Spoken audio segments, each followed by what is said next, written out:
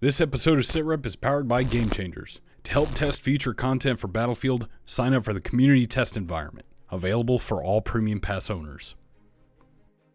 When I said in the previous episode that we would be finding out details about the next DLC soon, I didn't realize how soon it would be. Today, I'm excited to show you some of the new maps and weapons coming to the fourth and final DLC, Apocalypse. Keep in mind that all content shown here is still very early in development. Apocalypse promised to bring us brutal new weapons into the game, and we were given access to the new weapons alongside 3 of the new maps. In total, we find 6 new weapons and a new potential gadget.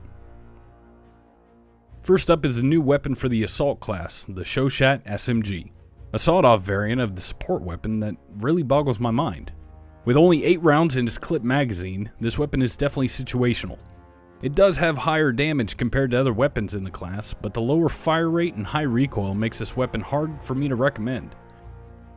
This early in testing, however, things are likely to change, so I will definitely keep an eye on this weapon.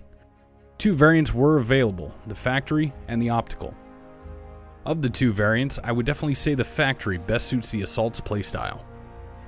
The Medic class received the Howell Rifle, a semi-automatic, magazine-fed weapon that felt very similar in performance to the Self-Slaughter 1916. The defining feature of this weapon is its odd placement of the sights, and this weapon will definitely take some time to get used to. It carries 21 rounds in its detachable magazine and boasts a fairly strong hipfire. This weapon deals massive damage up close, but it quickly drops off, going from a 2-shot kill close up and 4 shots to kill further out. A Factory and a Marksman variant were available, but due to the nature of the weapon, I would recommend going with the Factory up close. The AA sights work extremely well on this weapon, but that comes down to user preference. The Support class gets the beefy LMG-08, a variant of the weapon carried by the Sentry Elite kit. This weapon was my favorite of the bunch, with a drum magazine holding 100 rounds. This weapon has the potential to dominate.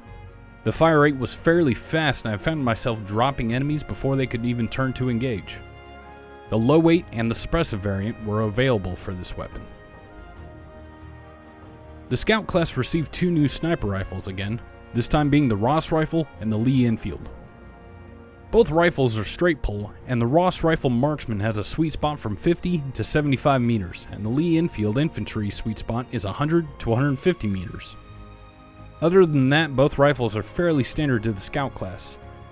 A new all-class sidearm was introduced as well, called the Revolver Mark VI. Personally didn't use this weapon during testing, but I would imagine its performance falls in line with similar revolvers like the No. 3 or the Auto Revolver. There were a few new melee weapons added with this build as well, including a broken bottle, a meat cleaver, and a pry bar.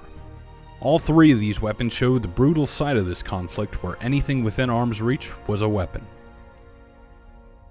The only gadget to be added to this build is something that DICE is not fully yet committed to. They are experimenting with a pigeon camera that can act sort of like a MAV from Battlefield 4. This gadget is for the Scout class, and when released, flies over the battlefield and allows users to spot enemies below the bird. Currently, only the pigeon's direction could be controlled, and the bird flew extremely fast, making it difficult to use effectively. If this gadget does make it to retail, I would like to see its speed reduced greatly, allowing for better usability but also allowing it to be shot down by enemies. These weapons were interesting to play around with, and even in these unfinished states, offer quite a bit to the game. Keep in mind that you will be able to help test these weapons starting this Friday on all platforms on the CTE. DICE is looking for feedback regarding the balance and usability of these weapons, so this is your chance to make your opinions known. Apocalypse is slated for an early 2018 release, and I will keep you updated on any new information regarding the DLC. Remember, all Premium Pass owners will get access to the DLC 2 weeks early as well. That wraps up the situation report on the new weapons. Which weapon are you most excited for? To see the SITREP on the new maps, click here. If you enjoy these shorter videos, please leave a like and consider subscribing. My name is Shadox Films, and I hope to see you on the battlefield.